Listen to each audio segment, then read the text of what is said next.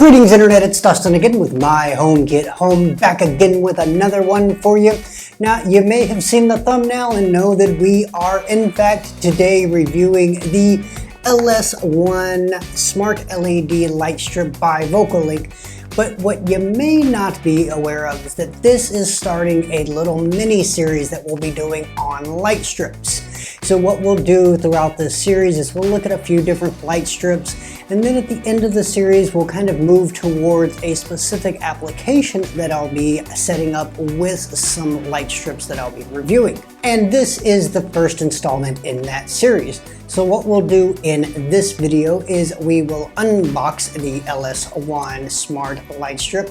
We'll also look at some of the features in the Linkwise app as well as Apple's Home app, and at the end of the video I will give you my thoughts and opinions on this device itself. Well, I think that's about enough of me babbling. Let's get into the unboxing. Now the first thing you will notice right off the bat is the size of this box. It's pretty big, especially considering what's inside. I actually thought that when I received this that I had received a couple of extensions as well, but alas, it was just the starter pack with the initial 2-meter light strip. Now one of the good things about this light strip is that per meter it does have a luminous flux of 550 lumens, and I think by far the standout feature for me at least is that it does have an IP67 rating for the light strip itself. Now the controller box is a different story, so you'll want to make sure that that's protected, but it is what it is. We also get some cleaning materials there to attach the light strip, as well as an adhesive pad to attach the controller to the wall if we so desire. And it's in a standard, light strip. We get the light strip, we get all of the controllers and all of that. We do have this interesting metal pouch, or kind of metallic looking plastic pouch, and comes in a plastic roll, nothing too outrageously crazy there. We get our power supply, and that's really about all that we get inside of the box. Now, we do get our customer care package and all of that, and one of the good things about that is that VOCOlinc does include the HomeKit code and a QR code on the underside of the lid of the box, but they also include it with the user manual as well, because I couldn't really find one on either the power supply or the controller, so that's something you'll want to keep in mind. Now here we are in the App Store, and we want to look for the Linkwise app in order to set this bad boy up once we've got it all connected and plugged into the wall. And here we can see some of the new features of the app, and I'll let you read through that once you're setting up your VOCOlinc LS1 light strip. So let's jump into the app itself, and easily enough from the initial page that we jump into, we can simply add the device. We'll go down to lighting, and we want to choose the LS1 light strip there. And don't confuse it with the LS2, which might be coming in a future video. We'll have to stay tuned for that one. So once we've gotten all of our ducks in a row in terms of the things we want to look for in troubleshooting, let's go ahead and find our HomeKit code located on the underside of the box itself. We'll scan that. We'll go ahead and allow it to use our Wi-Fi information.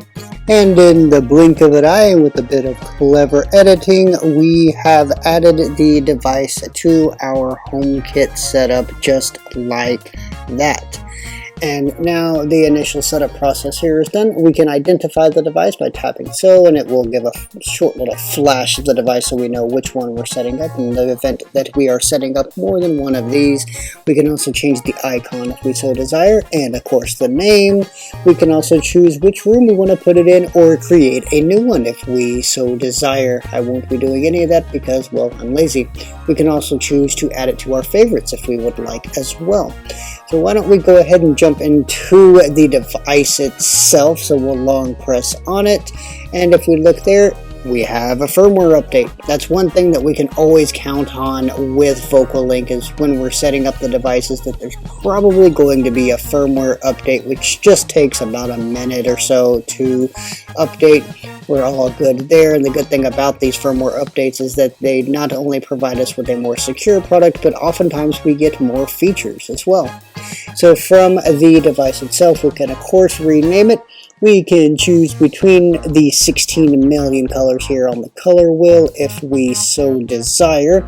And you know, we can, I would say that the colors here, they're pretty well saturated. And of course, you know, it's going to depend on your environment as well. We can turn the device on and off there on the right. We can increase and decrease the brightness. We can see our firmware update down there at the bottom, of course. So let's look at the Moments tab. Of course, we can again choose between our 16 million colors, and we can also adjust the color temperature by tapping on the temperature button there. We have this up-down slider there, which goes from warm white at the top to a more cooler white at the bottom. But the thing that I find most interesting is our next little tab, and that's the lighting effects. So let's check out how some of these work. Now we do get 3 different lighting effects options here. The first one is breathe, and as you can see, we get kind of a pulsating effect there. We can go between 6 different colors, and we can also change the interval between the different colors as well. Looking at our next option, we can choose from the blink option, which is pretty straightforward, I would say.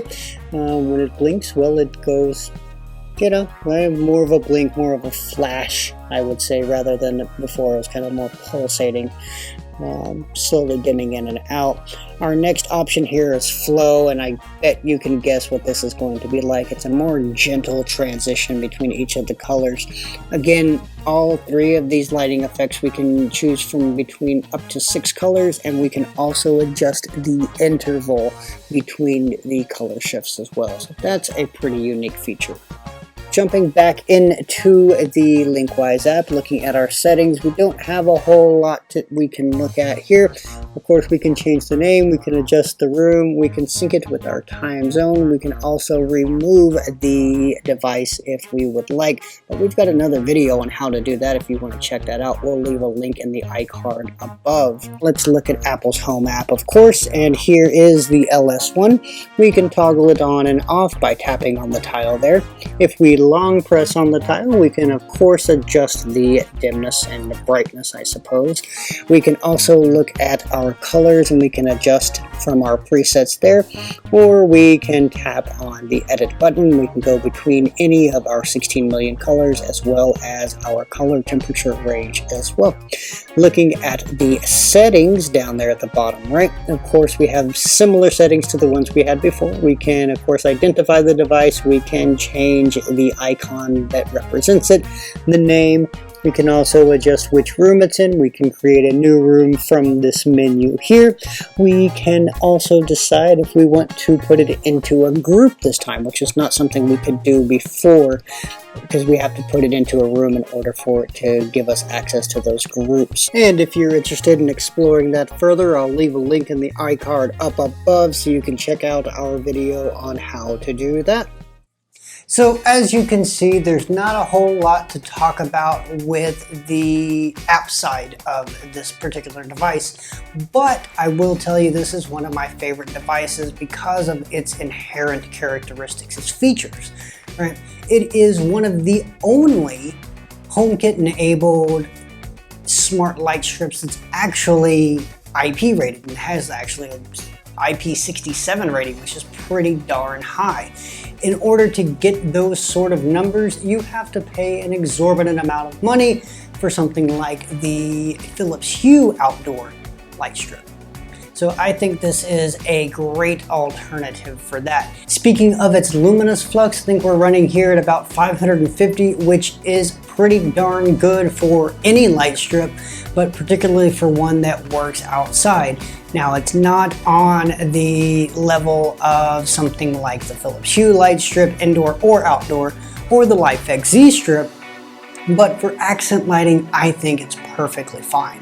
Now, something you do want to be aware of is that the light strip itself is IP67 rated, but the controller for it is not. So we want to keep that in mind whenever you're installing this particular light strip. Now, originally I had planned on using this light strip in the project that we'll be working on towards the end of this series but considering some of the other light strips that I've been reviewing lately, I kind of put a hold on that, and I'm going to put this one off to the side because of its luminous output and that I can use it outside.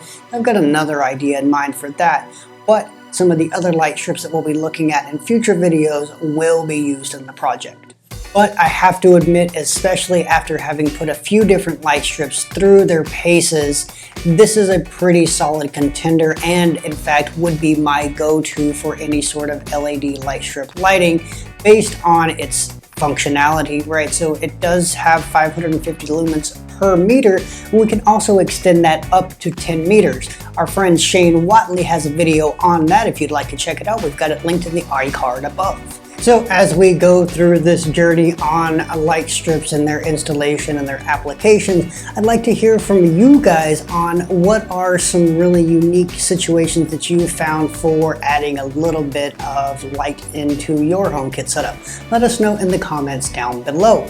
Also in the description box, you'll find a link to pick up the LS1 Smart LED light strip if you feel so inclined. Also in the description box, you'll find links to all of our social media, and you can find that at My HomeKit Home, as well as the blog over at myhomekithome.com. As always, if you found the video useful, go crazy on that like button. Also, if you're into this sort of HomeKit content, we've got tons of it on the channel, so don't forget to hit that subscribe button. And if you want to be notified whenever we release new content, go ahead and hit that bell notification. Well, my producer's giving me the wrap-up signal, so I guess that's all of our time for today. I do thank you for watching, and until the next one, this has been Dustin with My HomeKit Home.